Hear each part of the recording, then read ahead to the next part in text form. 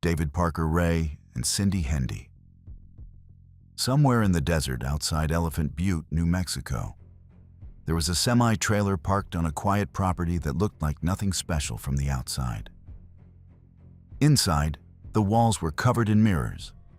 A gynecological table sat bolted to the floor. Surgical instruments, restraints, and electrical devices lined the shelves. And mounted beside the table was a speaker system that played a recorded message, a cassette tape David Parker Ray had made himself, calmly explaining to each new victim exactly what was about to be done to them. He had spent over $100,000 building that room. So how does something like that exist for nearly a decade without anyone knowing? Elephant Butte, New Mexico, 1990s. Ray had been living in this remote lakeside community for years, working as a mechanic for the New Mexico Parks Department. Neighbors thought he was odd, but harmless. He kept to himself, tinkered on his property, and raised no real suspicion. His companion was Cynthia Hendy, who went by Cindy, a woman who would eventually become his closest accomplice. Over the course of several years, Ray abducted multiple women and brought them to the trailer on his property. His own diaries described more than 40 abductions. Authorities would later estimate the number of victims could reach as high as 60, though that figure has never been confirmed by evidence. What is confirmed is that no body connected to Ray has ever been recovered. Not one. And no, that is not a typo. Despite everything found inside that trailer, David Parker Ray was never convicted of taking a single life. 3 women survived to tell their stories. Kelly Garrett was taken in July of 1996, had her throat cut, and was left for dead. She lived. She was later identified through a videotape recovered from the trailer. Angelica Montano was abducted roughly 5 weeks before the escape that finally brought Ray down. When she first reported what had happened to her, an off-duty officer left her at a bus stop.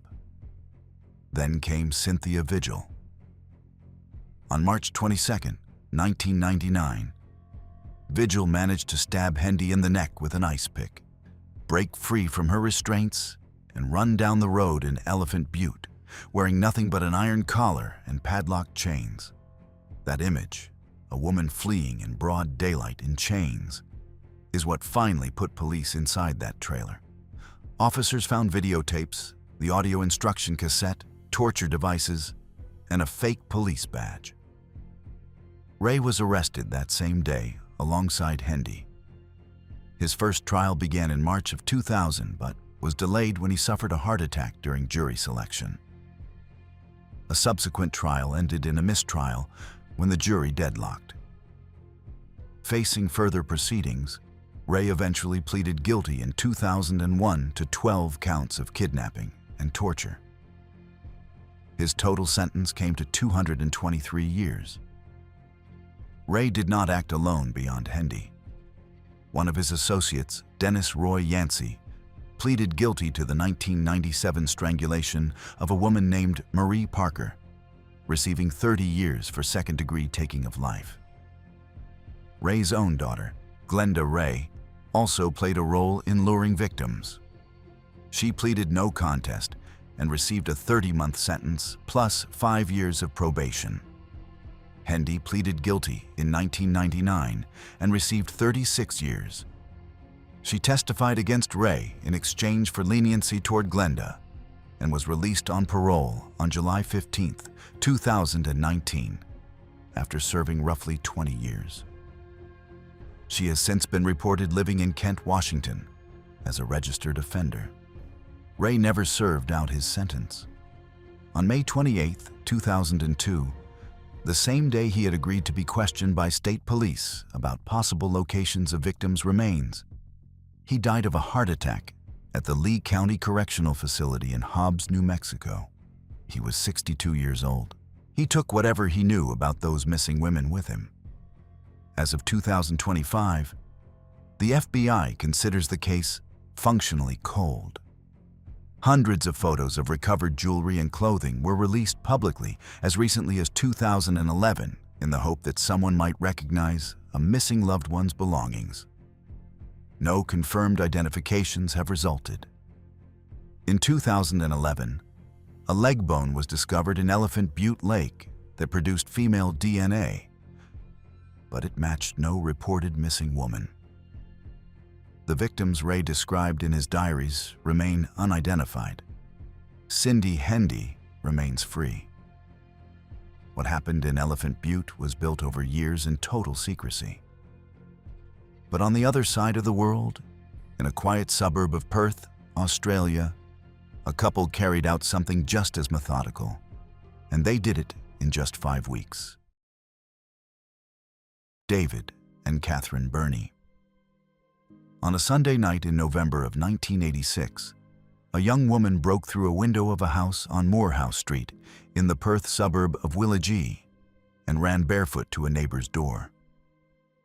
She had been held captive overnight, chained to a bed, and harmed repeatedly by a couple she had never met before. When she reached the police, some officers dismissed her as hysterical.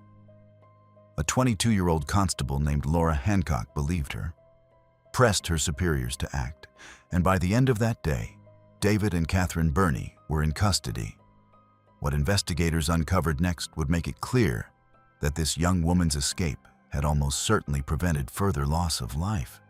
David and Catherine Burney had known each other since childhood and shared a bond that was, by all accounts, deeply dependent and disturbing. By October of 1986, they were living together on Moorhouse Street and had begun abducting women from the streets of Perth. Their first victim was Mary Nielsen, 22 years old, a psychology student at the University of Western Australia. She was taken on October 6, 1986, driven to a remote area near Gleneagle, and strangled with nylon cord. Susanna Candy, a student hitchhiking along Sterling Highway, was taken on October 20th.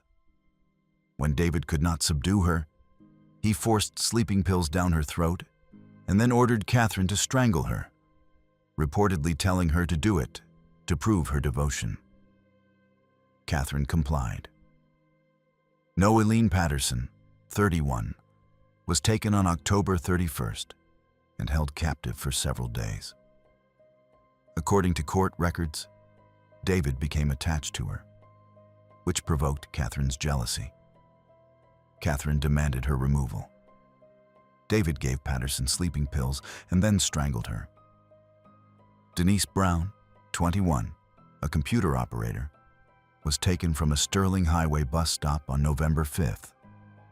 She was harmed at the Moorhouse Street house, then driven to a pine plantation in Wanneroo and stabbed in the neck. When she sat up in the shallow grave they had dug for her, David struck her with an axe. 4 lives taken in just over 4 weeks. The only thing that stopped them was Kate Moyer's escape on November 9th. Moyer had been abducted at knife point and brought to Moorhouse Street. During her captivity, she was forced to call her mother to say she was fine, while Catherine held a blade to her throat, and David listened.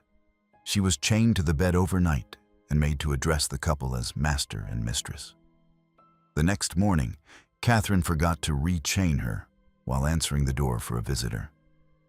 Moyer broke a window lock, climbed out, and ran. When police raided the house, David confessed almost immediately. When asked why he chose to plead guilty, his response was chillingly understated. He said it was the least he could do.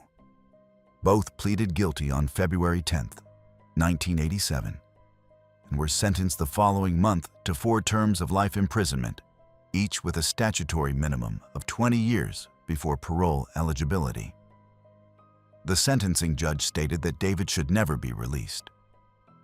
David was found hanged in his cell at Casuarina Prison on October 7, 2005, at the age of 54. An inquest cited several contributing factors, including the confiscation of his prison computer, which contained illicit material, and an allegation that he had harmed another inmate. Catherine was not permitted to attend the funeral. Catherine has remained at Bundy Women's Prison in Perth ever since, where she works as the prison librarian. She has been reviewed for parole automatically multiple times, with denials in 2007, 2010, and 2016. In 2009, then Attorney General Christian Porter ordered her files permanently marked as never to be released, making her one of only 3 women in Australian history to receive that designation. Legislation passed in 2018 specifically barred further parole consideration for Bundy, along with 2 other offenders, for an additional 6 years. As of 2025, Catherine Bundy remains incarcerated at Bundy with no realistic prospect of ever being freed. Kate Moyer, the woman whose escape ended the spree, has stated publicly that Catherine has never once personally applied for parole. The Bundys operated out of a house. The couple you're about to hear about turned a vehicle into something far worse.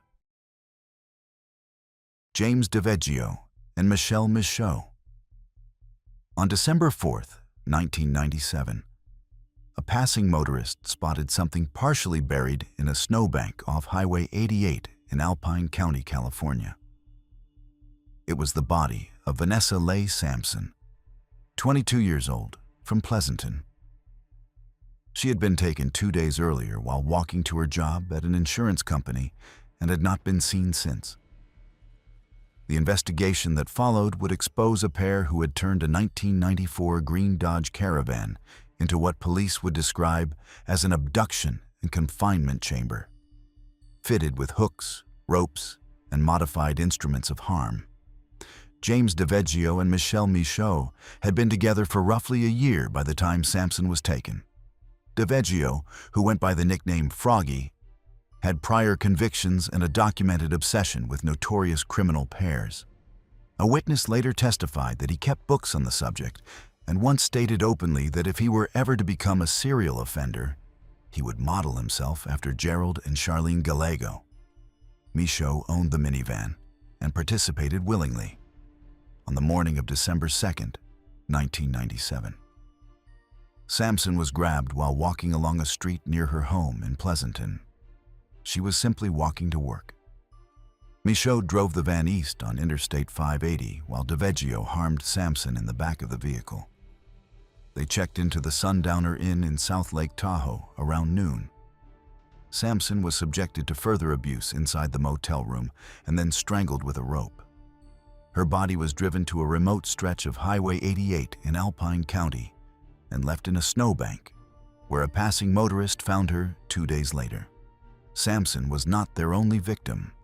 In September of 1997, a college student in Reno was taken while walking home from a night class, thrown into the van, and harmed for approximately 2 hours along Interstate 80 before being released alive near Auburn, California. There were also victims who were minors. Court records confirmed that the pair had subjected young people connected to their own families to abuse in the fall and November of 1997. You would think someone would have said something. Nobody did.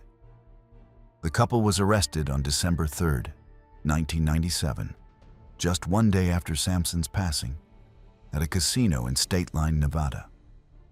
The FBI apprehended them on the federal kidnapping charge from the Reno case. Michaud subsequently confessed to Pleasanton police, confirming she had driven the van and was present when Sampson was harmed fatally. DiVeggio received roughly 25 years in federal prison for the Reno kidnapping. The federal judge called the conduct depraved. Michaud received 12 years as a cooperating witness. Both then faced state charges in Alameda County. At the Alameda County trial, Judge Larry Goodman permitted 4 additional victims from 1997 to testify and excluded 11 others. Prosecutors told the court that the couple had carried out at least 6 attacks on women and girls during their spree before taking Sampson's life. In 2002, a jury convicted both of first-degree taking of life with special circumstances of kidnapping. Both were sentenced to death on September 25, 2002. Judge Goodman called the acts vile, cruel, and depraved. Vanessa Sampson's brother Vincent addressed the courtroom and asked what you could possibly say to someone who committed such acts against his sister. Their mother, Christina, told the jury that her daughter's final moments were spent in terror, frightened beyond words, brutally harmed, and completely alone. The California Supreme Court unanimously upheld both sentences on April 26, 2018. As of 2025, both remain under sentence of death in California. No execution has taken place in the state since 2006, and Governor Newsom's moratorium on executions remains in effect. The moratorium suspends executions but does not commute sentences, meaning both DiVeggio and Michaud are still legally condemned. Following the dismantling of San Quentin's traditional death row in 2024, all male condemned inmates were transferred to other facilities across the state. DiVeggio was moved to an undisclosed location. Michaud remains at the Central California Women's Facility in Chowchilla, now in general population after the segregated condemned unit was dissolved. Neither has received a commutation. Not every pair who takes lives does so with strangers. Sometimes the victims are people who have been placed in someone's care, people who trusted the very individuals responsible for their safety. That betrayal is at the center of the next case. Gwendolyn Graham and Kathy Wood. If you had a family member living at the Alpine Manor nursing home in Walker, Michigan in the late 1980s, you would have trusted the staff to protect them. The patients there were elderly, many suffering from Alzheimer's disease and dementia, completely dependent on the people assigned to look after them. Two of those people were nurses' aides named Gwendolyn Graham and Kathy Wood. They were also in a relationship. And according to the prosecution, between January and April of 1987, they took the lives of 5 patients in their care. The 5 victims were Mae Mason, 79, Edith Cook, 98, Marguerite Chambers, 60, Myrtle Luce, 95, and Belle Burkhardt, 74. All were Alzheimer's or dementia patients. According to Wood's testimony, Graham smothered them with washcloths while Wood acted as a lookout. The prosecution further alleged that the pair had initially tried to select victims whose initials would spell the word MURDER, but later abandoned that plan. This detail, drawn entirely from Wood's account, has never been independently corroborated. This was not discovered through medical records or forensic evidence. When 2 of the victims were later exhumed, medical examiners found no physical signs of suffocation. The county medical examiner's ruling of homicide was based entirely on interviews with Wood. That single fact, the absence of any physical evidence, would define the entire legal battle around this case for decades. The crimes came to light only after Graham and Wood's relationship ended. Wood told her ex-husband Ken Wood in late 1987 what had happened inside Alpine Manor. He sat on the information for more than a year. He reported it to Walker Police roughly 14 months later, in late 1988, only after Kathy refused to reconcile with him. The entire investigation that followed was triggered not by a medical review or whistleblower inside the facility, but by a failed reconciliation between former spouses.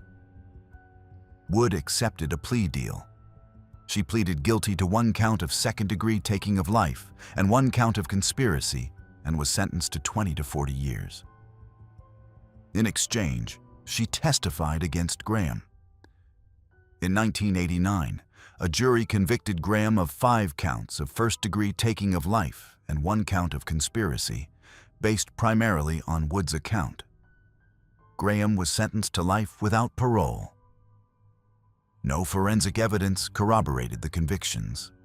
The prosecution's case rested almost entirely on the word of a co-defendant who received a significantly lighter sentence in exchange for that testimony. And somehow, it gets worse. The original lead investigator, Roger Kaliniak, later stated publicly that he believed Wood was the actual mastermind and that the real number of victims could be as high as 12. Wood was denied parole 8 times before her 9th attempt was finally granted following legal challenges. She was paroled on January 16, 2020, and relocated to Fort Mill, South Carolina. Her parole conditions ended in June of 2021. She is now free. Graham remains incarcerated at the Huron Valley Women's Correctional Facility in Ypsilanti, Michigan, and now identifies as a transgender man. In March of 2025, the University of Michigan Law School's Michigan Innocence Clinic filed a 642-page clemency petition on Graham's behalf with the Michigan Parole Board. The petition argues that there is no physical evidence the deaths were homicides at all, that Wood's testimony was fabricated, and that her accounts changed repeatedly over time. The Innocence Clinic attorney wrote that using dark humor in a workplace is not evidence of criminal behavior, a reference to dark jokes among staff that prosecutors had originally cited as proof of intent. The petition further argues that those jokes were inspired by the 1980 horror film Motel Hell and were taken out of context. As of 2025, the clemency petition remains pending before the Michigan Parole Board. Any grant of clemency would require the governor's signature. Graham has now served more than 36 years. The woman who testified against her has been free since 2020. The Alpine Manor case revolved around vulnerability, patients who could not speak for themselves. The final case in this stretch involves a different kind of vulnerability entirely. Men with nothing to their names, looking for honest work and finding something else altogether. Ray and Faye Copeland. In the late 1980s, if you were a drifter passing through northwestern Missouri and someone offered you farm work, food, and a place to stay, you took it. That is exactly what 5 men did when they crossed paths with a cattle farmer named Ray Copeland on his property near Mooresville. They were given rooms, meals, and tasks. They were also given bank accounts, post office boxes, and instructions to buy cattle at auction using checks written in their names. What they were not told is that Ray Copeland had been banned from livestock auctions himself due to years of writing bad checks. He needed these men as fronts to purchase cattle on his behalf. Once the transactions cleared and the animals were resold, the men became the only witnesses to a scheme that could put Copeland behind bars. He could not afford witnesses. Paul Jason Cowart, John W. Freeman, Jimmy Dale Harvey, Wayne Warner, Dennis Murphy. All 5 were transient farmhands, men who moved from job to job, often with no fixed address and no one expecting them home by a certain date. All 5 were shot once in the back of the head with a .22 caliber Marlin bolt-action rifle. Murphy's body was thrown down a well. The others were buried in shallow graves across the farm and on neighboring barn property. Ray Copeland was illiterate. His wife, Faye, kept the records. When police searched the property, they found a handwritten register in Faye's handwriting listing 12 names of farmhands who had worked for the couple. 5 of those names were marked with an X. Those 5 corresponded exactly to the bodies that had been recovered. And no, that is not made up. A woman kept a list of men her husband had hired, marked the ones he had disposed of, and continued living in that house as if nothing had happened. Investigators also found a handmade quilt in the house, sewn by Faye from blood-stained clothing that had belonged to the victims. She had been using it as a regular household blanket. The case broke open in August of 1989 after a tip to Crime Stoppers from a man named Jack McCormick, a transient who had worked for the Copelands and barely escaped with his life. According to McCormick, Ray had pointed a rifle at him inside a barn under the pretense of trapping a raccoon. McCormick realized what was about to happen, fled the property, and later reported seeing bones in the ground. It took over a month for authorities to act. Police finally searched the farm in October of 1989 and began recovering remains from shallow graves. Faye was tried first. In November of 1990, at the age of 69, she was convicted of 4 counts and sentenced to death by lethal injection, plus life without parole on a 5th count. Her defense team argued battered woman syndrome, claiming she had acted under Ray's control and feared for her life. The jury did not accept it. Ray was convicted the following year, at the age of 76, on 5 counts, and also received a death sentence. Together, they became the oldest couple ever sentenced to death in the United States. A 76-year-old man and a 69-year-old woman, sitting on death row in Missouri.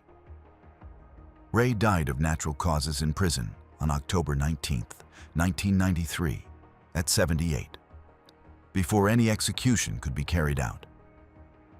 Faye's death sentence was overturned on August 6, 1999, after U.S. District Judge Ortree D. Smith ruled that the prosecutor's closing argument, which had invoked gang violence in a case about a rural farm couple, had denied her a fair sentencing hearing. The 8th Circuit agreed. Her sentence was reduced to 5 consecutive life terms without parole, which at one point made her the oldest woman on death row in the country. She suffered a stroke in August of 2002, was granted medical parole, and transferred to the Morningside Center nursing home in Chillicothe, Missouri.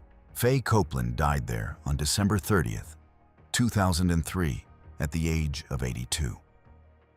As of 2025, both Ray and Faye Copeland are deceased. The farmhands they targeted were men with no permanent addresses, no family connections nearby, and no one waiting for them to come home. For years, those men simply disappeared and nobody asked why. The handwritten list with the X marks and the quilt sewn from the victim's clothing remain among the most disturbing pieces of physical evidence ever recovered in an American criminal case. If you like this video and haven't subscribed yet, now's a great time to join. We post a new case every day, so hit subscribe and don't miss what's coming next. Cynthia Kaufman and James Marlowe. On November 14, 1986, a woman was arrested in California and almost immediately began telling investigators what she and her companion had done. On her body, police found a tattoo that read, "Property of the Folsom Wolf," inked across her skin as what she described as a wedding gift. The letters WOLF were tattooed on her ring finger with lightning bolts on either side. That tattoo was not just a declaration. It became a critical piece of forensic identification that linked her to crimes across 2 counties. 12 years before that arrest, James Gregory Marlowe had earned the nickname the Folsom Wolf during a stint at Folsom State Prison. By the time he met Cynthia Kaufman, he was a career offender with a long and violent record. Kaufman, originally from St. Louis, Missouri, became deeply attached to him. They married in Tennessee in July of 1986, and Marlowe branded the relationship onto her body in the form of those tattoos. The Folsom Wolf tattoo was not a secret between them. It was a statement of ownership. Within months of the wedding, they were operating as a pair across Southern California, and the tattoo evidence would eventually help prosecutors connect them to crimes in multiple jurisdictions. Their first confirmed victim was Corinna Novis, 20 years old, from Redlands. On November 7, 1986, Novis was taken from a First Interstate Bank drive-thru near the Redlands Mall. She was kidnapped for robbery, brought to a private residence belonging to a man named Richard Drinkhouse, and subjected to further harm before being strangled. Just 5 days later, Lynnell Murray, 19, of Huntington Beach, was taken and also strangled. The speed of the escalation alarmed investigators. 2 young women harmed fatally within the span of a single week by the same pair. Police also believe the couple was responsible for the July 1986 passing of Gregory Hill, 28, in Whitley City, Kentucky, along with possibly 2 additional unidentified women. Kaufman and Marlowe were arrested on November 14, 1986. Kaufman confessed almost immediately.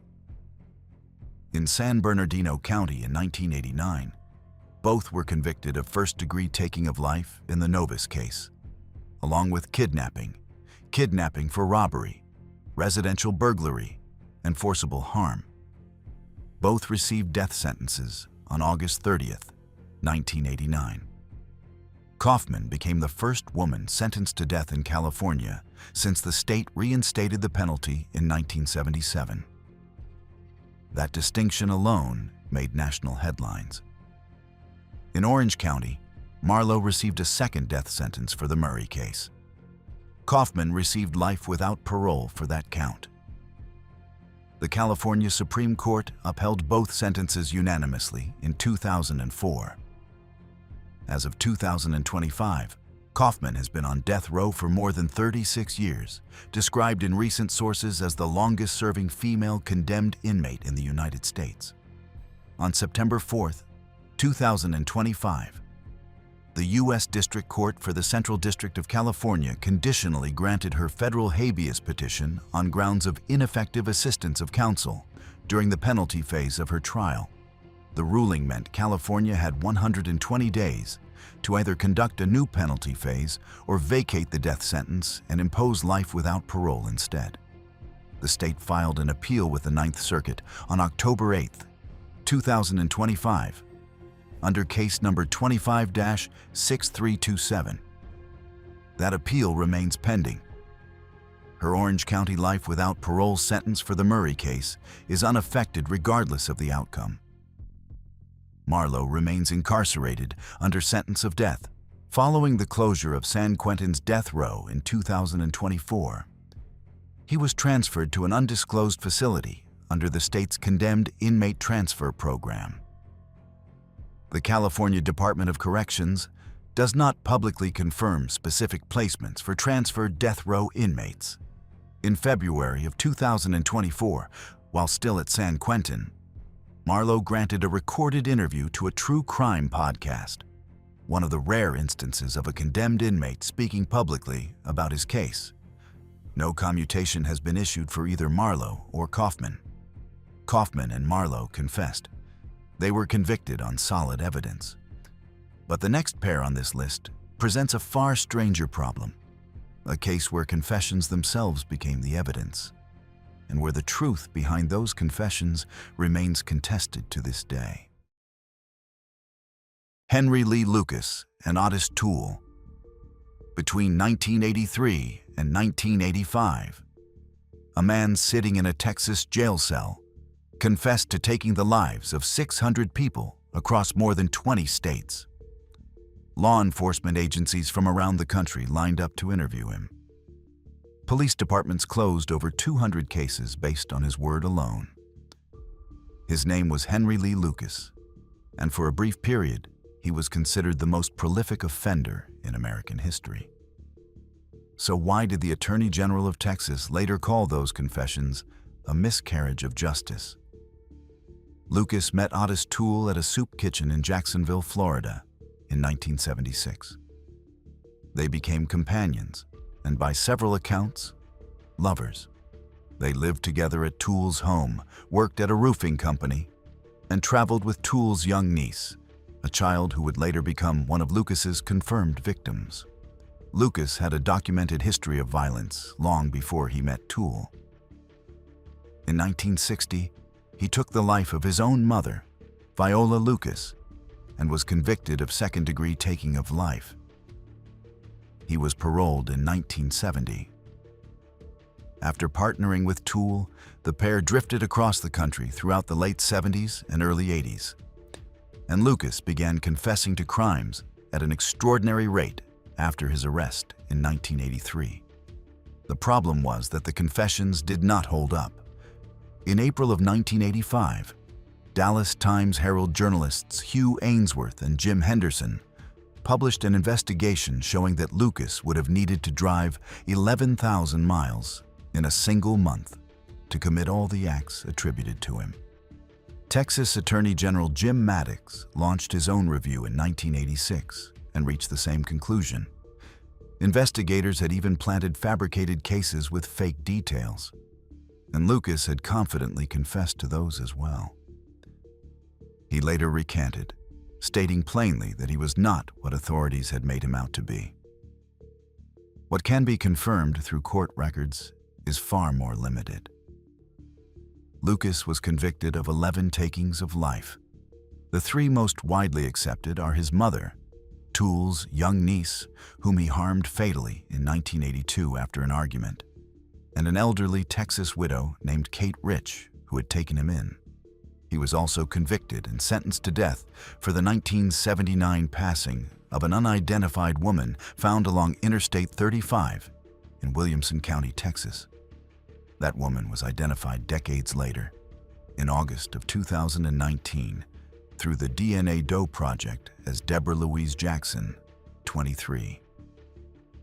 But work records strongly suggest Lucas was in Florida on the day she was harmed. That death sentence led to one of the most unusual moments in Texas legal history. 4 days before Lucas was scheduled to receive lethal injection in June of 1998, Governor George W. Bush commuted the sentence to life imprisonment. It was the only death sentence Bush ever commuted as governor.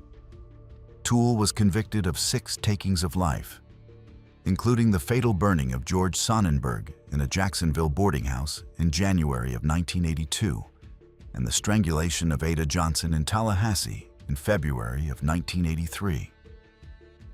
He received 2 death sentences and later pleaded guilty to 4 additional Jacksonville cases in 1991, receiving 4 life sentences. He confessed multiple times to the 1981 disappearance and passing of a young child in Hollywood, Florida, a case that devastated the country and became one of the defining missing person cases of the 20th century. The victim's father, John Walsh, channeled his grief into creating a nationally televised program dedicated to finding missing persons, a show that ran for decades and led to the capture of more than 1,000 fugitives. Hollywood police formally closed the case in December of 2008, naming Toole as responsible. Walsh himself stated publicly that he had never had any doubt. But Toole was never charged. Critical evidence, including blood-stained carpet from his 1971 white Cadillac and eventually the vehicle itself, had been lost by the Hollywood Police Department before DNA testing became possible in the 1990s.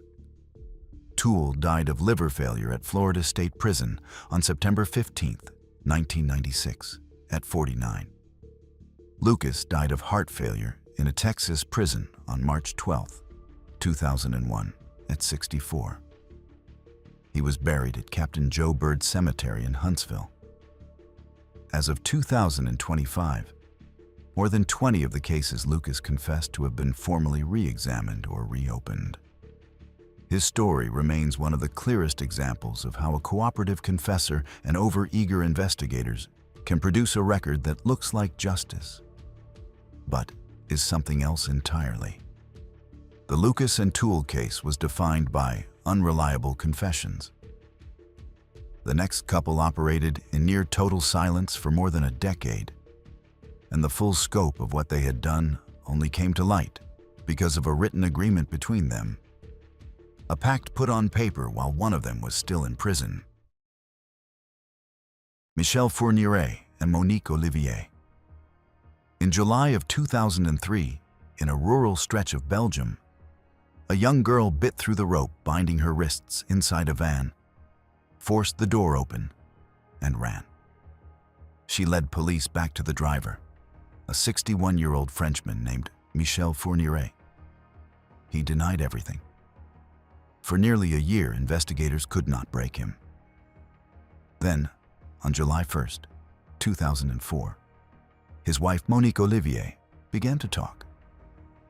What she described was a partnership spanning more than 15 years and at least 12 confirmed victims.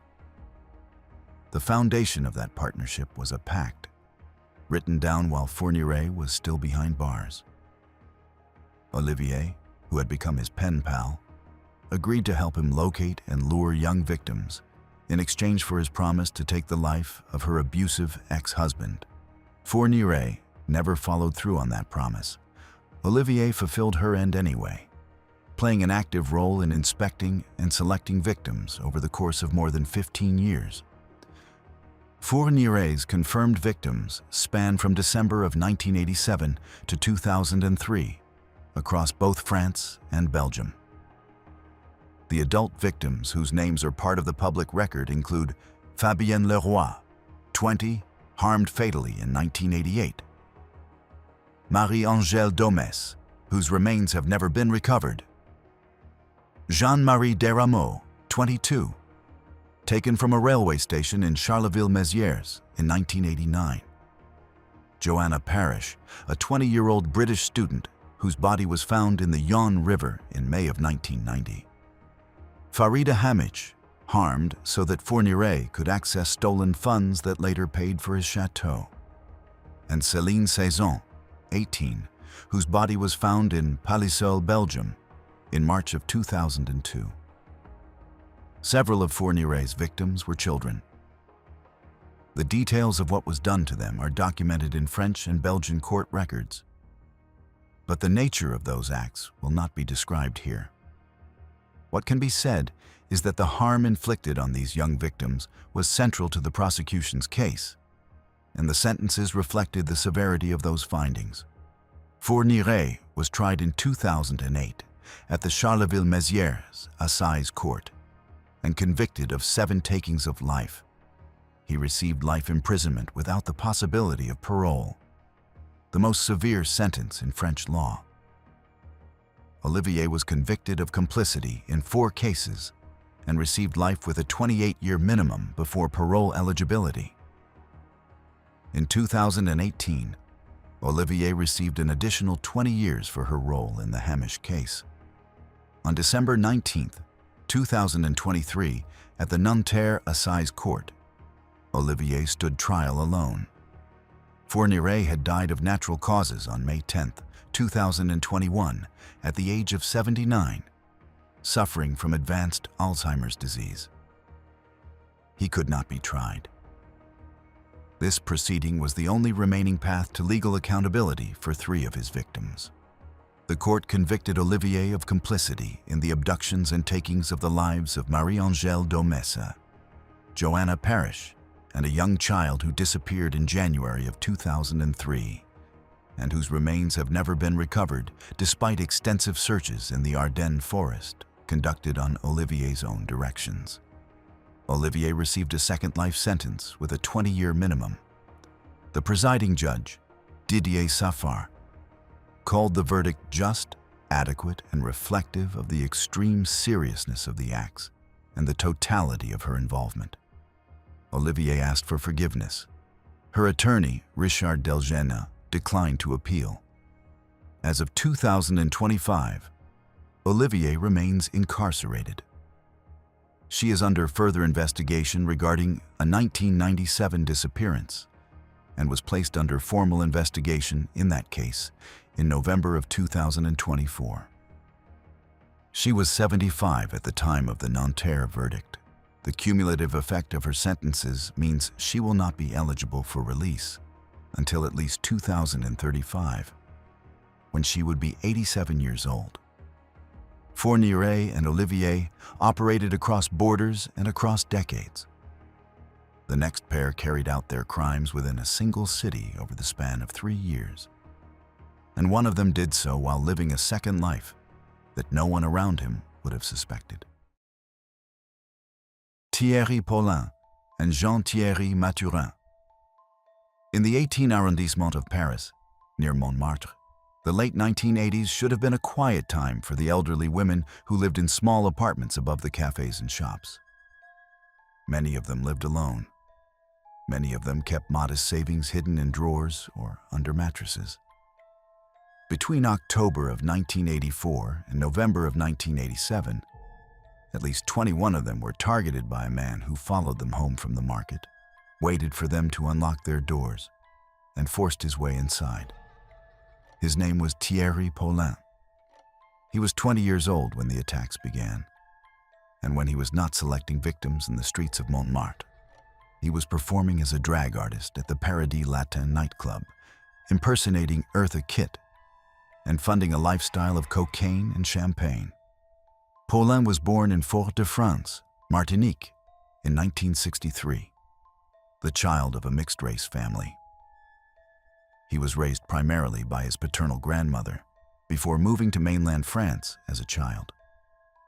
He failed academically, washed out of the parachute regiment, and picked up his first conviction in November of 1982 for a knife-point robbery of an elderly shopkeeper. He received a 2-year suspended sentence. That first target, an elderly woman, foreshadowed everything that followed. He met Jean-Thierry Mathurin, then 19, at the Paradis Latin. They became lovers and accomplices. Mathurin participated in the first 9 attacks between October and November of 1984. The pair would follow elderly women home, force entry as the victim opened her door, and then harm her until she revealed where her money was hidden. The methods were brutal. Victims were suffocated, strangled, and beaten. One woman was forced to consume a caustic substance. Named victims include Anna Barbier-Pontis, 83, who was the first, harmed fatally on October 5, 1984, for 300 francs. Rachel Cohen, 79. Georgette Magne, 83. Marguerite Philippe, 84. After those first 9 attacks, Paulin and Mathurin parted ways. Paulin continued alone for the next 3 years, taking at least 12 more lives. The break in the case came on November 25, 1987, when Paulin attacked 2 women on the same day. He harmed Rachel Cohen, 79, fatally. His second target that evening, Berta Finalteri, 87, was beaten but survived. Finalteri's survival changed everything. Her description of the attacker, a mixed-race man in his 20s with distinct hair and an earring in his left ear, was circulated to police in the 18th arrondissement. A local inspector named Francis Jacob recognized Paulin on the street near Port Saint-Denis less than a week later. Paulin was arrested on December 1, 1987. He confessed within 2 days, describing the attacks in a tone so flat that the detective who took his statement later said it was as though Paulin were describing something as routine as running an errand. Mathurin was arrested the following day. Paulin never stood trial. He had been diagnosed HIV positive during a prior incarceration in 1985. By the time of his arrest, he was aware his own time was limited, which investigators believed had fueled the recklessness of his later crimes. He developed AIDS, tuberculosis, and meningitis in custody, and died at the Fraines Prison Infirmary on April 16, 1989, at 25 years old. Mathurin was tried alone on December 16, 1991, at the Paris Assize Court. He was convicted of complicity in the first 9 attacks and sentenced to life imprisonment with an 18-year minimum before parole eligibility. After serving 21 years, he was granted semi-liberty on January 9, 2009, meaning he was allowed to leave prison during the day under supervised conditions. Full conditional release followed on January 26, 2012. He has reportedly been living in Champigny-sur-Marne since then, with no further criminal record. As of 2025, Mathurin is free. Paulin has been dead for more than 35 years. The elderly women of Montmartre were targeted precisely because they were alone, frail, and unlikely to fight back or to be believed if they survived. 21 of them paid for that vulnerability with their lives. Every case so far has involved offenders who operated in the shadows, behind closed doors, along empty highways, inside trailers and vans. The final case on this list played out differently. The crimes took place in the open, along one of the most famous stretches of road in the world. Doug Clark and Carol Bundy. In the summer of 1980, the Los Angeles County Coroner's Office received remains found along the freeways and hillsides surrounding Hollywood. Two young victims from Huntington Beach, who were stepsisters, were found shot beside the Ventura Freeway near Griffith Park. A young runaway was found mummified near the Golden State Freeway in Sylmar. And the severed head of a 20-year-old woman named Exie Wilson was discovered in a wooden box dumped in a Studio City alley. Wilson's companion, Karen Jones, 24, had also been harmed fatally on the same night in June. The press called them the Sunset Strip cases. Behind them were Douglas Clark and Carol Bundy, and the details that emerged during their trials remain among the most disturbing ever presented in a Los Angeles courtroom. Clark and Bundy met on Christmas Day of 1979 at a bar called the Little Nashville. Bundy was a vocational nurse and divorced mother of two.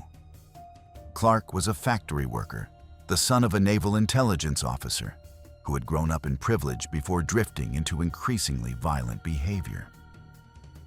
Between January and August of 1980, at least 7 people lost their lives. Clark was convicted of 6 of those takings. The victims included the young stepsisters, the runaway, Wilson and Jones, and at least 2 unidentified women whose remains were recovered in the hills near Newhall in Malibu. Wilson's case contained the detail that became synonymous with this pair. After her passing on June 24, 1980, her head was removed and kept in the couple's refrigerator for 3 days. Bundy applied cosmetics to it. Clark used it for his own purposes. It was then placed in a wooden box and discarded in an alley in Studio City. That detail, presented in open court, is among the most disturbing facts ever entered into evidence in a California criminal trial. Bundy herself took the life of John Robert Murray, an Australian country singer and apartment building manager who had been her married lover. After she drunkenly confessed the spree to him one night at the Little Nashville, he suggested he might contact the authorities. She lured him to her van, shot him twice in the back of the skull, and removed his head with a knife. His head has never been recovered. On August 11, 1980, Bundy confessed what she had done to Murray to co-workers at the hospital where she worked. Both she and Clark were arrested the same day in Burbank. Bundy pleaded guilty on May 2, 1983, to 2 counts of first-degree taking of life. For Murray, and for an unidentified woman designated as Jane Doe 28. By entering a plea, the prosecution could not prove special circumstances, which took life without parole off the table. She was sentenced on May 31st to 52 years to life. She testified against Clark in exchange for the removal of the death penalty from her case. Clark was convicted in 1983 of 6 counts of first-degree taking of life, along with attempted taking of life, mutilation, and contact with remains. He acted as his own attorney and attempted to place all blame on Bundy. The jury did not accept it. A forensic psychiatrist named Gloria Keys testified that Clark had antisocial personality disorder. He was sentenced on March 16, 1983, to 6 consecutive death sentences plus additional time for the lesser counts. He was admitted to San Quentin's death row on March 24, 1983, where he would remain for the next 4 decades. Bundy died of heart failure on December 9, 2003, at the age of 61. at the Central California Women's Facility in Chowchilla. She never came close to serving the full 52 years. Clark died of cardiovascular disease on October 11, 2023, at 75, at an outside medical facility, while still housed at the San Quentin Rehabilitation Center. The California Department of Corrections confirmed his passing and noted that at the time, 653 people remained on the state's condemned list. That number has since declined to 573 as of mid-2026. As of 2025, both Doug Clark and Carol Bundy are deceased. Clark spent just over 40 years on death row without ever facing execution. The Sunset Strip cases remain open with respect to the unidentified victims. In every one of these 10 cases, the affair was the accelerant, not the cause. The cause was always something more ordinary: debt, desperation, the belief that a life could be erased and a new one started in its place. None of them succeeded. Thanks for watching. Click here for the next video.